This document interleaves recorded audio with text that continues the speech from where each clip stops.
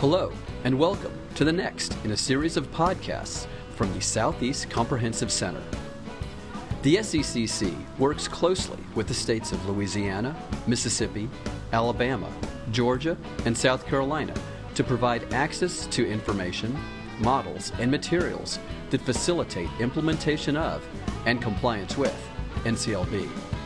We build the capacities of states to implement the programs and goals of the No Child Left Behind Act of 2001. The following podcast was recorded live at the Southeast Comprehensive Center Response to Intervention Funding Summit on February 25th to the 26th, 2009.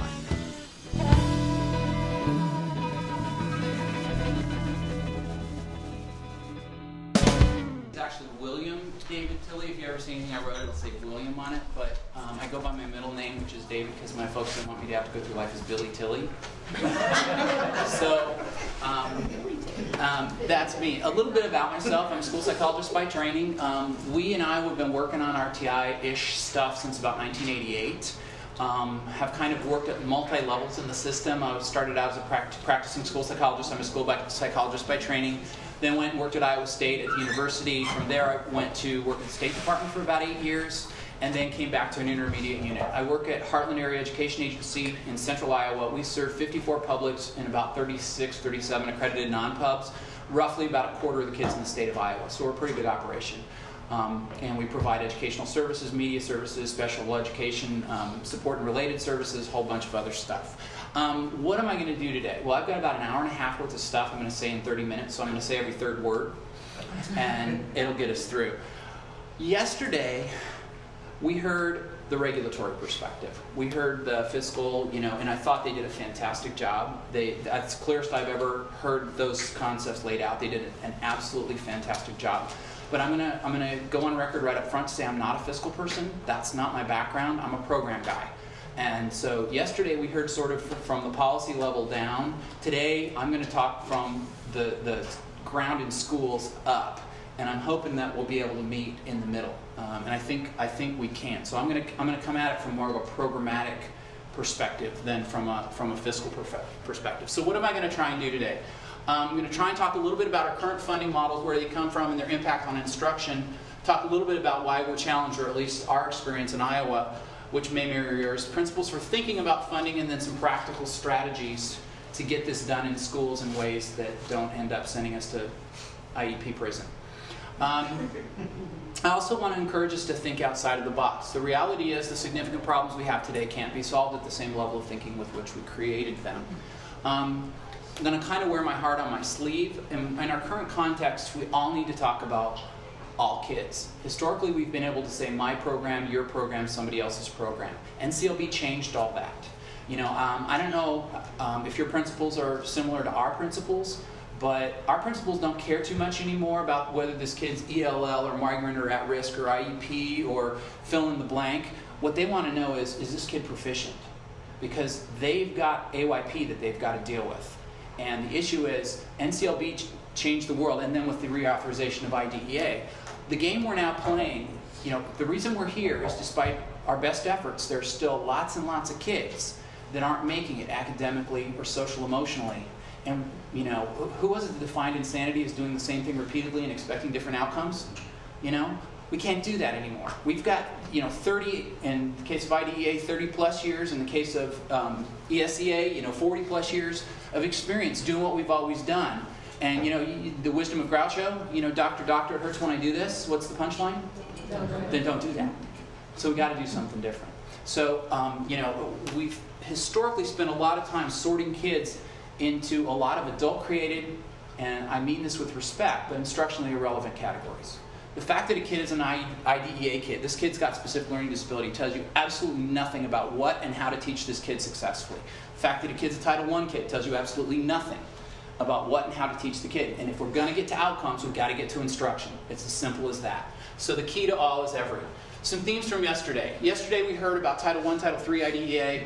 All of NCLB is focused on raising student achievement. Folks, the way that NCLB changed the world on its head is basically this. In the old system, prior to 2002, we used to hold instruction constant. And what we allowed to vary was kid outcome.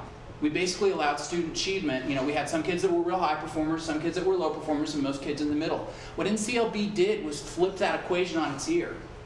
What's supposed to happen in the year 2014? Everybody's going to be proficient, right? What NCLB did is said, no, folks, we're going to hold achievement constant. In other words, all kids are going to have to get over the proficiency bar, that or above. And if we're going to hold achievement constant, what has to vary? Instruction. Exactly.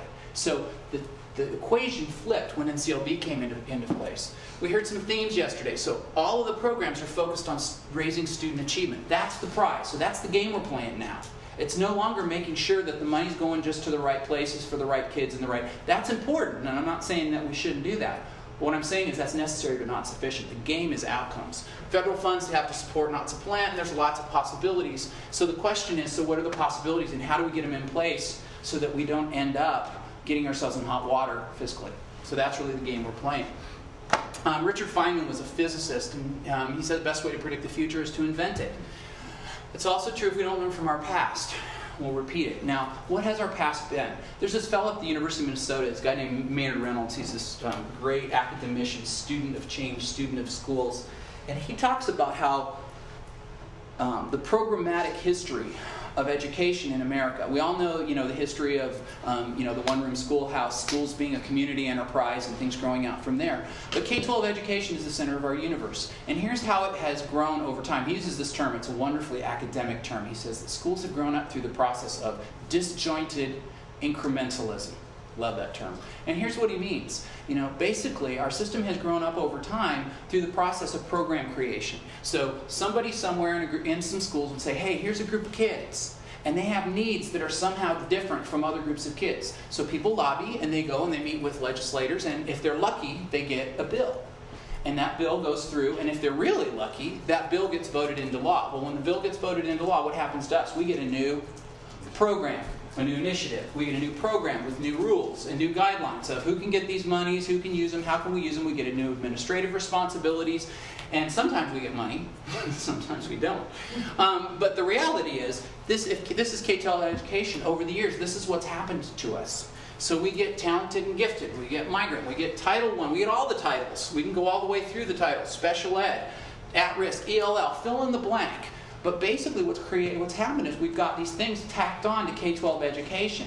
Now, I understand from a programmatic perspective and an administrative perspective, I am an administrator now, which kind of scares me, but I understand how that helps us with accountability and fiscal accountability and following the funds and making sure that the funds are getting where they're designed. But I'm here to tell you, from a programmatic perspective in a school, there are some unintended negative effects that have happened, and some of them are these. We end up with conflicting programs. Now, maybe in your state this doesn't happen, but you end up with conflicting funding streams. You end up with redundancy. How many of you, I want to ask you all this, how many different certifications are there in your state for reading teachers? State of Iowa, there are 5. Do we really? I mean, we've got all this complexity that's set up. Lack of coordination of programs. Well, I've got my program, don't mess with my program. You can do what you want with your program. I'm going to run my program in the schools. Nonsensical rules about who can get what. Now, this one drives me nuts. How many of you ever heard, she can't get that, she's getting this? Now, think about it, guys. If the game we're playing is outcomes. Now, I live with a 13-year-old, okay? The new word in my household is, duh, Dad. Now, think about this from a rational perspective. If you've got kids that are struggling in anything, if you've got a kid who's struggling in reading, does this kid need more reading instruction or less reading instruction?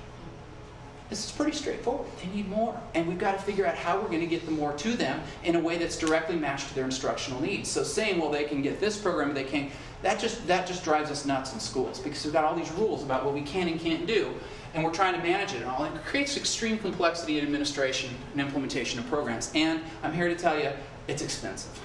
We're spending a lot of time figuring stuff out that's totally unrelated to instruction.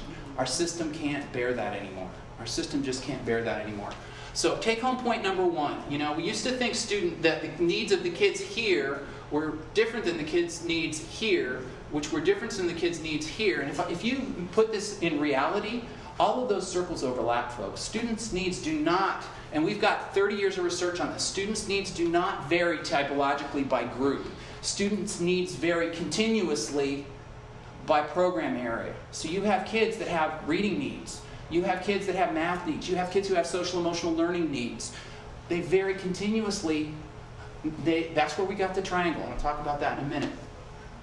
And our challenge now is, instead of taking our funding and setting it up programmatically based on categorical groupings, our challenge is looking at our kids' needs and figuring out how do we take all of this funding that we have and most accurately match it to the instruction that the kids need, and make sure that we do it in such a way that we don't end up in Title I prison.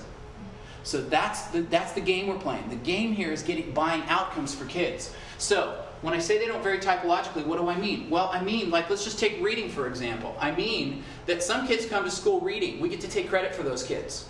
Okay? We get to take credit for those kids. But all the way up the side, if you take all the kids in your school and put them in this pyramid, all of your kids are in there, and all of your kids' needs vary somewhere along this continuum. Now, this, by the way, comes from community mental health. This doesn't come from education. This is not an education model. This is a public health model, actually. But basically, the idea is this. It's as if our core instruction, and we define core in Iowa as the guaranteed viable instruction that all kids get that is targeted on creating proficiency on the state standards. It's as simple as that. So it's not Houghton Mifflin or GIN or Open Court. That may be part of a core curriculum, but it's the total program that is our core. Now, yesterday somebody said, well, what about the inverted pyramid? Well, here's the deal. If you've got a situation, if your core instruction is working, somewhere between 70 and 80% of your kids ought to be getting proficient based on core instruction alone. If you've got an inverted pyramid, you've got a core instructional problem. That's not a problem with supplemental and intensive instruction. Special education cannot fix 50% of your kids. It's just not going to happen. Look at the finances. Now, if we had the money and resources, wouldn't it be great if every kid in all of our schools had an IEP? Wouldn't that just be fantastic? But we don't have the funds. So we've got to have, if you've got an inverted pyramid, there's 3 rules. Fix your core, and fix your core. It's where you're going to get the most bang for your instructional dollar. But when we go back to financing this stuff, we should be getting, with our core instruction, we should be getting 70-80% of our kids. We also know, based on reality, that there's going to be a handful of kids that are going to need what I call an extra scoop. They're going to need an extra scoop of something. Okay, so we got to figure out what that is and how we're going to get it to them. And then even if our core is really great and we've got supplemental, we're still going to have a handful of kids who are going to need something intensive. Important point, that intensive instruction does not equal special ed. Don't let your system define it that way. Some people have done that and gotten in a lot of trouble. Because if you define intensive instruction as special ed, you're going to have a whole bunch of kids who need intensive instruction that don't qualify for special ed. We have kids who are second language learners who need intensive instruction, are not going to qualify for special ed. We have kids who have missed significant amounts of education due to health problems, transiency, other things. Those kids are going to need intensive instruction, not going to qualify for special ed. We have kids who are intensely gifted, severely gifted kids, and they're going to need intensive instruction. And in most states, they're not going to qualify for special ed. So don't equate intensive instruction with special ed, or you're going to get yourself in trouble. I think what they did yesterday in the presentation was absolutely appropriate. Special ed is all the way up and down the pyramid. So you can do that. So don't make that mistake. So anyway, this is the reason this model is important is because it's keyed on what kids need for outcomes, not programmatically in terms of organizing our resources that way. Now, this is my best attempt to take all of RTI and put it on one slide. Okay? We use this a lot in our schools, and I'm going to do this for a reason. And I'll tell you the reason right up front. I don't think we can talk about, now I'm talking from a school level up. We can't talk about funding until we define what needs to get funded. What is it that we need to fund? And we're no longer going to be buying programs. We're going to be buying outcomes. We're going to be buying instruction. And before we can talk about how can we use different resources in our building, we have to define very clearly that which we need to buy based instructionally on what kids need. And from our perspective, and I'll talk to you about a couple of things in a minute, but this is kind of how it works in our system. The idea here is, step 1 is we're going to do universal screening for all of our kids. We're going to do that fall, winter, and spring, and based on the results, we're going to figure out where they fall in the pyramid. The best example, and I usually don't like using medical analogies, but it works here. The best example of how RTI works is kind of health. It's kind of how we work with our health. And I'm going to use the analogy of your own personal health. When you're healthy, how often do you see your doc? Rarely. Once a year maybe? Get your checkup, right? Okay, so what does he or she do when you go in for your checkup? Well, Weight, blood pressure. height, weight, blood pressure, and all that stuff, okay? Those are screening assessments, okay? Now, if you're healthy and there's nothing wrong, how much additional diagnostics do they do? I mean, if all of those look good, do they send you off for an MRI? No. No. It's very expensive, right? They don't do that. They say, $150, see you in a year, right? Mm-hmm. When you're healthy, how do you monitor your progress? How do you monitor your health? Informally, right? I mean, do I have a headache? Am I sleeping okay? Am I eating okay? Do I feel all right? Do I have to take more Advil than normal? Kind of a thing. And if not, you kind of monitor your health. And once a year, you get your checkup, right? No different in schools. For kids who are academically healthy, when you get the screeners done and the kids are fine, we don't do any additional diagnostics. We don't need to. Those kids are doing just fine. We continue on with core instruction. So let's keep on, don't mess with what got you there. So you keep going there.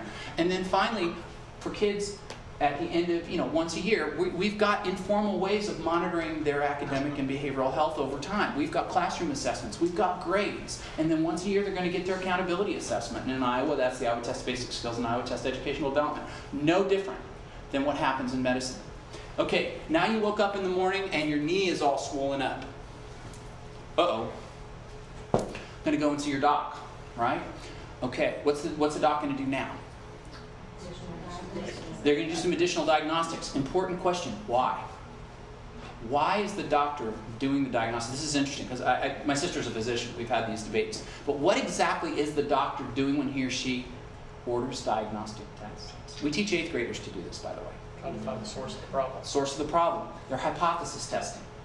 Because each of those diagnostic tests, right? Because there's different reasons why your knee could swell up. You could have Lyme disease, or you could have arthritis, or you could have just twisted it and not know. I mean, there's different reasons why you could swell up. And why do they do the diagnostics? Because the treatment, and in this case the instruction, for different reasons why your knee is swollen up are different. That's why they're doing the diagnostics.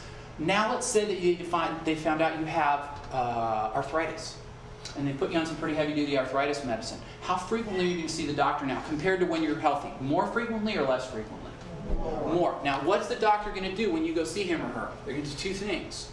They're going to monitor your side effects. They're going to say, is the treatment doing something it's not supposed to? And they're also going to look at what are the intended effects. Is it taking care of what your needs are? Right? Is it taking care of the swelling? Is your pain going down? Is the swelling going down? They're going to take care of that, and they're going to monitor more frequently to make sure everything's working. No different in schools. For kids who need that extra scoop, we're going to do the exact same thing. So in our system, we figure out. So we have a group of kids. Now here's an important point. I can predict for you what the pattern of instructional needs are going to be in your 3rd grade classroom next year if 4 things are held constant. If you hold your population, your teachers, your curriculum, and your instruction constant, any combination of those things, if you hold them constant over time, are going to create a predictable pattern of results. Some of those patterns are going to be very positive. Some of them not so much. And that's what RTI is getting at here, folks, is they can help us figure out what are our needs going to be in an ongoing way in terms of instruction that kids are going to need to become proficient. And then once we define that, then we can figure out how to fund it. So what we do is for kids that need something different, we figure out what is it different that they need. And every one of our schools does what we call an intervention map. They lay out during the summertime, what's this going to look like in our 3rd grade classroom? What are the various kinds of interventions that we need to make available for our kids so that all of those kids' needs can get met and they can all jump over the bar? That gets defined early. And then I'll talk more about that in a minute. So we do a diagnostic with our kids at a group level. We group them in small groups. We monitor their progress twice a month. No different than what you do if you have some kind of health problem in medicine. Okay, you've now had a massive coronary. You're in intensive care. What kind of diagnostics are they going to do on you now? Intrusive, not intrusive. We accept insults on our bank account, on our person, and on our dignity. Why? Why do we let them do that? Because the consequences associated with them not letting them do that are pretty grave, right? Okay, so they're going to do some pretty intensive diagnostics. 2, what kinds of interventions are they going to do on us? Are they going to be pretty intrusive? Absolutely. Why? Same reason. How frequently, you're now in intensive care, how frequently are they going to monitor your progress? Constantly, second by second. You're going to be wired for sound. You're going to be monitored in the nurse's station across the hall. They've got that telemetry stuff now. I mean, you're going second by second by second. Why? Same reason. The consequences associated with not doing it are great. Now, I'm not going to get melodramatic here, but folks, we've got some kids in academic arrest. And the principles are exactly the same in schools within RTI. For kids who really are unique, we've got to get down to the core root of the problem. We've got to provide individual intensive instruction to them and monitor their results weekly. Now, why am I telling you all this? What does this have to do with funding? Here's what it has to do with funding. You've got to decide at a school level what it is you're going to fund before you can figure out how you're going to fund it. You've got to figure out what it is specifically that kids need before you can say, well, which programs can fund which pieces. Now, one of the things I did yesterday with the feds after they were done, first of all, they did a fantastic job. They did the best job I've ever seen of laying that content out. But I think for us in schools, we're going to need it one more click down. And here's what I mean. And I'll show you in a minute what these intervention maps look like. What I think would be great, and I think our next step needs to be, picture for a minute, if your schools could come to you, whether it's you or their central office administration, somebody in your state, and they could say, we've done our homework, we've collected our data. Here's, in our school, the instruction that we need to provide in order to get our kids over the bar. If that were done by the time they come to the table, and we're not now just looking at categorical funds, I mean, that's one part of it, but we're looking at all of our resources. We're looking at general fund, we're looking at volunteerism from the community, we're looking at community involvement in the schools, we're looking at all of our resources available. And the question becomes, how do we use these resources over here to fund and support this instruction that we know we need to do in order to get outcomes? The piece that's missing in the middle is, what if we had the feds get a group of people together and take what they did yesterday and put it into sort of a logic tree that would say, we're going to walk you through the logic of figuring out, okay, are you a school-wide program? Are you, okay, that's going to move you into this category. And basically walk people through so that by the bottom, once you've walked through all the logic, you would have concretely, here's what we can use, and here's the kinds of resources we can use for these various kinds of programs. The school comes to the table with, here's what we need to get funded. If we could put that together, think about how much that could prevent. One of the things I said to him yesterday is, I said, you guys don't want to be having people making a lot of mistakes and then having to come back and cite them and clean it up later.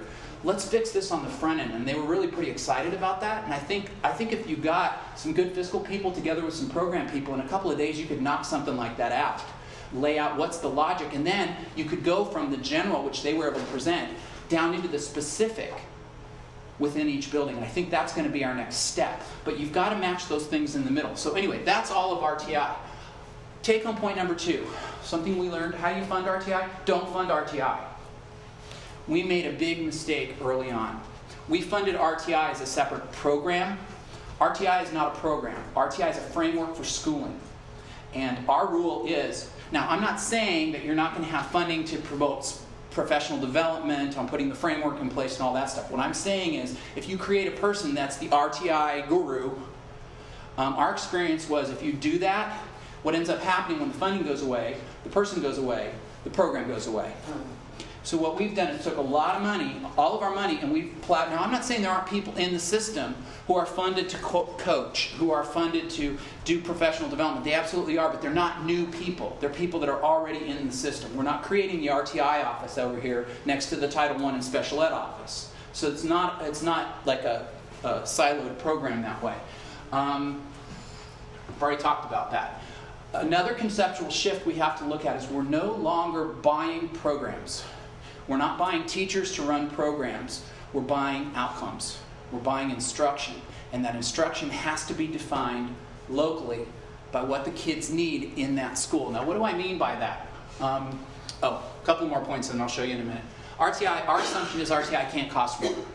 RTI isn't like an add-on to the system. RTI is about taking the resources we have and using them differently. It's a framework, and the rule that we have, and this is going to sound pretty harsh, but if it doesn't fit within the framework, it doesn't get funded. If whatever the program is doesn't fit within the framework, it doesn't get funded. It is our framework for schooling. It's the way that we do business when we do this stuff. So what does that look like? They're federal guidelines. You're not supposed to understand them. So what does that look like? This is actually, when I said that we do an intervention map, this is an example of what I mean. This is what a school would come to the table with when we walk through that decision tree guide. This is an example. Any of you ever heard of Pella windows? Pella is in our, this is from Pella. This is one of our communities. So this is actually their intervention map for their elementary schools. And I'm not trying to hawk it as, these are the programs you should do. This is just an illustration. They basically start out with, and this is for their elementary schools, and they've done the analysis I told you about. They've laid out what is it that our kids are going to need. They've looked at their core curriculum, they've looked at the patterns of responses and the patterns of problems they've had over time, and these are the things that they've put into place. Now their core instruction is in place for all kids. And then basically, based on what different kids need, they have different options of other supplemental and intensive supports that can happen for them. If kids are doing just fine, they stay in the core. Now, they have this thing called the Literacy Army. Literacy Army are volunteers. They come in and they read with kids. Some kids, all they need is just additional reading practice. And if that's what they need, they've got that resource. They've got Central College in Pella. And they have a teacher's academy that we work with them on, and that basically teachers in training come in and they learn to work with kids who are struggling. So it's a kind of a win-win situation. With supplemental instruction for kids that have more serious difficulties, basically they've got their tier 2. This is their supplemental palette, if you will, or their supplemental menu of things that kids can have. And as kids are coming through the elementary, if kids have comprehension and vocabulary programs or problems, they use Sort of Success, which is a commercial program. Accelerated Reader, a commercial program. They've got a vocabulary instruction process that they've got in place. If they have kids that are 4th and 5th graders who have decoding and fluency problems, they use corrective reading, quick reads and read naturally. If they have kids that have decoding and comprehension problems, K3, they use Reading Mastery, Language Toolkit, Sight Word Building, ERI, and so forth. And then this is their supplemental stuff. This is typically a half an hour a day beyond the core. So it is supplemental in addition to. And then for kids down here, some kids are going to need intensive instruction. Now, why is this important? This is in place prior to kids hitting the door in August. So if kids come in, we don't have to do the individual problem-solving stuff anymore to figure out, 3-alarm fire, Jennifer's struggling with reading, let's figure out what's going on. We look at her data, we do universal screening, we look at her diagnostic data, and we say, she's reading accurately, but she needs to read more fluently. Great, we have a group for her. Bam, it starts tomorrow. We don't go through that whole, problem-solving thing anymore because we can do this at a group level. So how's this funded? Well, this is all general fund. I was actually glad yesterday because as they were talking about what things could happen, I'm going, I put this slide together. I hope we're not doing something illegal. But general fund, everything comes out of general fund for general education for the core instruction. For Literacy Army, that's funded through the general fund for the materials and in-kind contributions. Pella Windows, actually, they went to the CEO and said, can we have 100 hours a month of your people's time to come and volunteer in the school? And they said, sure. So we've got volunteers coming in, no federal funds at all, in-kind contributions. Central Teachers Academy, general fund for materials and training. The AEA supports those teachers and trains those teachers. And the teachers come out and volunteer as part of their practica as a part of Central Teachers College. Supplemental instruction comes from a couple of places. They do use title funds, but we have something called an instructional support levy. So they can actually get dollars to supplement. So it's like they were talking about yesterday. You can use those things as long as you're matching. Same kind of a thing. And the same thing down here. The point is, in our case, the general fund bought the materials that they use here, and they're using their ongoing Title I and instructional support levy to fund the personnel to do that. And there's also some general fund money in there too, because there are a lot of general ed teachers doing this too, so it's using it in multiple ways. And then finally, for intensive instruction, they're using general fund. They are using title funds, because some of those kids also get supplemental, and they're using special education funds, and in this case, Part B. The point of it is, you can't decide which of these things you're going to fund with which things until you decide what the things are. And that, at the building level, that's how we've come at it. Said, let's not talk about funding first. Let's figure out what our kids need. And then what I found is our district folks and our administrators are great at helping figure, once we know specifically what kids need and what we need to put in place, folks are really good at helping us figure that out. I just think if we had a tool, like some sort of decision tree, that we could preempt making, somebody misunderstanding a component or something and making bad decisions. I think if we could fix that on the front end, we're going to be so much better off on the back end. All right, I've got some outcome data. The most important thing for you to see there is that over time, the number of kids who are in the less than proficient category, these just happen to be fifth grade data, is going down over time, which is what it's intended to happen. And what I'd say is we've got tremendous opportunity here. It's going to be a lot of work. What we have done so far is up here. This is what's left. We know that it's going to take new learning on the part of everybody. We've got a dog on a unicycle with a hula hoop, a cat in his mouth, vase on his head, juggling on a high wire that says, "High above the hushed crowd." Rex tried to remain focus. He couldn't shake one nagging thought. He was an old dog, and this was a new trick. To do this is going to take courage. This is my Iowa slide, the farmer's in the door and the chickens were with bats and pitchforks. It says, again, why is it that the revolution always gets this far and then everyone just chickens out? To do this takes trust. This is his friends using his buddy for bait. It says, now, throw. We're going to have to make tough choices. But we'll do what's based on best for our kids. What's best for our kids. Come on. It's either one or the other. We're going to make mistakes. One of the cool things about RTI is that it's a self-correcting methodology. It says, okay, you guys have had your chance at it. The horses want another shot. And the reality is that doing this causes us to work together in ways that we've never worked before.